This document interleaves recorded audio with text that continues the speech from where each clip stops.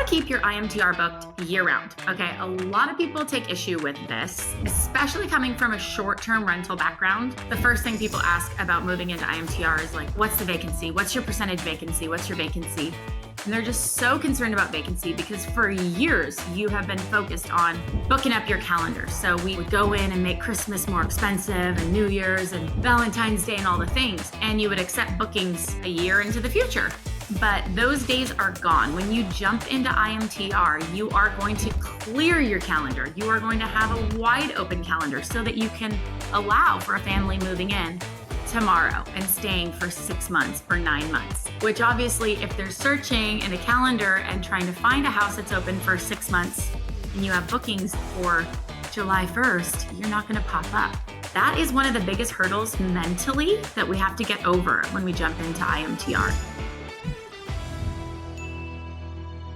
Forget about vacancy. You're not trying to pump up your calendar to be totally full. You're actually trying to keep an empty calendar. And it's kind of crazy because you're going to have to say no to bookings. That's one of those things that once you change your mindset and your mentality and you start to see it work, it gets easier to do. In the beginning, it's really hard to turn down those, $6,000 bookings that you would have otherwise been celebrating. So what's really important with IMTR is just getting a booking, right? Because when you get a booking, even if it's for 2 months to start, they very, very frequently turn into 3 months, turn into 4 months, turn into 9 months. So you just want to be an excellent host while you have a guest in property. It just requires, setting the home up right so they get in. They're really happy with the place. They feel at home. They're essentially moving in. They're bringing tons of their stuff. Their kids are moving into the rooms. They're putting their clothes away. So they really don't want to move again unless it was like a miserable experience, right? Unless you set up a terrible place that they're like, oh, this is awful. We'd rather be in a hotel. So that's why we set up vetted homes to help raise the bar and create a network and a web of amazing high quality homes across the country so that these insurance companies have so many options for where to place these families that are going to be amazing homes, amazing experiences. And we like to say the silver lining to their whole experience because it sucks. Something happened to their house. They're having to pay the deductible on their insurance. Like it's a big headache. It's a big mess. They're having to now come up with tile choices and flooring choices. And this is not the time or the season that they wanted to do that. So we hope that our home can be the silver lining for them, that it feels like a staycation in many ways, that it feels like a home away from home and that they can just retreat there. So that's actually number one in keeping a high occupancy rate is just being an amazing home and host. And when you do that, people tend to extend longer and longer. But then the pro tips are you will get a notice to vacate. And when that notice to vacate comes, you want to definitely check in with the tenant. You don't want to just trust that the insurance company is accurate. Oftentimes the tenant knows more than the insurance company. So they're just going off of the timelines they were given. They're going to send you an automatic 30-day notice to vacate if that's what you have in your lease. And then you kind of know, okay, they might be checking out in a month. So you reach out to the tenant and just say, hey, I just got this notice to vacate.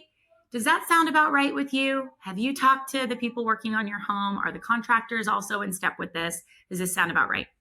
And about half the time they're going to say, absolutely not. I was just over there.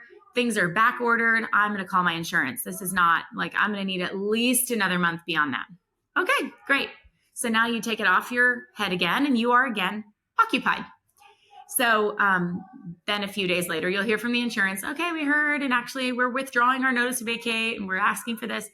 You then accept and you're continue to be booked. But there will be a point in time where the insured says, yes, that's right. That sounds right. Our home's almost done. We're already starting to move things back in. So you actually have a good idea about a month, and sometimes it could be 14 days before they're moving out. So what does that give you time to do? Market your home again. You market it as if it's vacant. So you then reach out to insurance companies, and I would say really no, you shouldn't really do this more than 14 days. Around the 14-day mark is when we really start to advertise. We go back into the databases. We go back into our emails. We email out all these people and we let them know, I have a home that's available soon. I have a home available soon. It's in this. You don't even need to say the date. Just here's all the specs. Here's all the specs. And you start the buzz again. you open up your calendar on the online calendars, Airbnbs, and wherever else you have it listed. You open up the calendars and you start the buzz and the conversation. If you have other homes locally, you want to, anytime somebody inquires on them, you're like, oh, and I have another one that you could consider that opens in 2 weeks if you could wait for it. So this is what we do often to keep the homes really booked. So huge tip there would be like 14 days before, jump in there and start advertising as if it's ready. You could have people lined up so that the day someone checks out, you have a cleaner coming in and you have a tour that same afternoon. We do that a lot. So somebody could actually check in a day later, which is obviously ideal for occupancy. But in this business where the margins are really good, we often leave 2-3 days so that we can make sure to get in, smell the house, feel the house, touch the house. We have the detailer going. Does it need to be like touch-up painted somewhere in a back door? Does it need, to be carpet cleaned? And all those things could take time and scheduling. So we do like to leave a few day buffer, which is not a big deal. A couple days. If somebody says, yeah, I love it, I want it. Can you wait 2 days? Sure, no problem. So you want it to be in tip-top shape because that goes back to what I said earlier. You want when someone gets there to love the house. You want them to feel like, oh, what a retreat. Let's unpack. Let's stay here. We love it here. You don't want them to get in and be like, ooh, this place is kind of grunge because they had to like quickly turn it over for us. And so it smells like dog or, this door is chipping off the paint everywhere, whatever the case may be. Those are just two of the examples that we've had in the last month. This is really why we teach what we teach in vetted homes. And there's so many just like little detail things that people don't expect to matter or care. And this is another, if you're wondering, if you want to be like the perfect, amazingest IMTR host, you're going to want to book a call. You're going to want to join vetted homes. So you can do that below the video. We'll have the link and everything there. And then finally, it depends on how aggressive you are. So some people are super duper aggressive. And they are just like, no vacancy. I want to pull every dollar out of this house. And they have the time, they have the energy, they live local, whatever.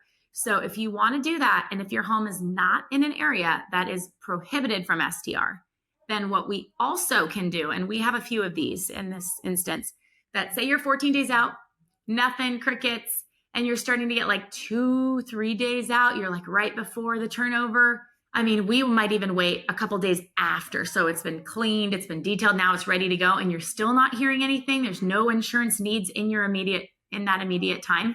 Then you can pivot and you can jump on your Airbnb, your Vrbo calendars, and you can change the availability down a little bit. So whatever you're comfortable with, but like sometimes we do like 5-night or 6-night minimum. And when we'll change we have to make sure that the booking window is the smallest that they offer. So I think it's 3 months with Airbnb. I think it's 6 months with Vrbo. But you change it to the smallest because, again, you don't want somebody requesting for a 5-night stay 3, 4, or 5 months from now. So you change it to that. And then if somebody asks to come stay today, tomorrow, the next day, really immediate, really close by, you say yes. You take it. You use it as a win. It's income. It's a 5-star review because you're a 5-star host. And it's just movement. It's action. And then you still continue to market as an IMTR. So then let's just say that you take a 5-night booking. Someone moves in. They just move in. And on the very first day they get there, your phone rings and they say, hey, I'm with such and such. And I have an insurance family that needs immediate placement. Guess what you can say? Amazing. I have a perfect house for them. When's a good time to tour? Let's talk about all the numbers. Let's make sure it gets approved. You just go through it as it's a yes, yes, yes.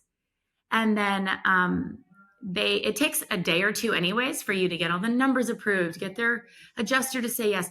Once they do that, once the family approves the address and they like it, it's already like 2 or 3 days into your Airbnb stay. So they're almost checked out anyways. Then they call and they say, we're a yes, we want it. They just want a tour to make sure it's good. Can they tour today? And you say, they can't tour today. It's actually going to be getting cleaned Friday. So they could tour either Friday afternoon or Saturday morning. What works better? Nobody's going to say, oh my gosh, they have to wait 2 days. Forget about it. It's never happened. So again, the really critical thing is kind of not sharing too much. Like if they're asking, is it available now? And you go, it's not going to be available for a week or two. it's kind of a put off. But if you just kind of go, yes, yes, yes, knowing it's close enough, you're going to make it happen. No issue there. Like I often say, like, it'll be ready by this weekend. Great. So they check out Friday, boom, cleaned Friday as soon as they leave. Saturday, somebody could check. They could tour, say yes, and check in same day. So those are the pro tips that we like to use for IMTR, keeping your house full, keeping vacancy low. And honestly, we've had vacancy low sometimes just from somebody checking in and staying for 13 months. Makes for a pretty good year. So the number one thing we can say is be a vetted home, be above and beyond, be spectacular. And we've had people say, like, we could go home, it's livable, but we're just going to stay here while we wait because our appliances aren't quite there yet and we're waiting for those. So again, if you are above and beyond, give people a reason to want to stay, then they will. Hope you guys enjoyed these tips. If you did, please subscribe and check out our other videos.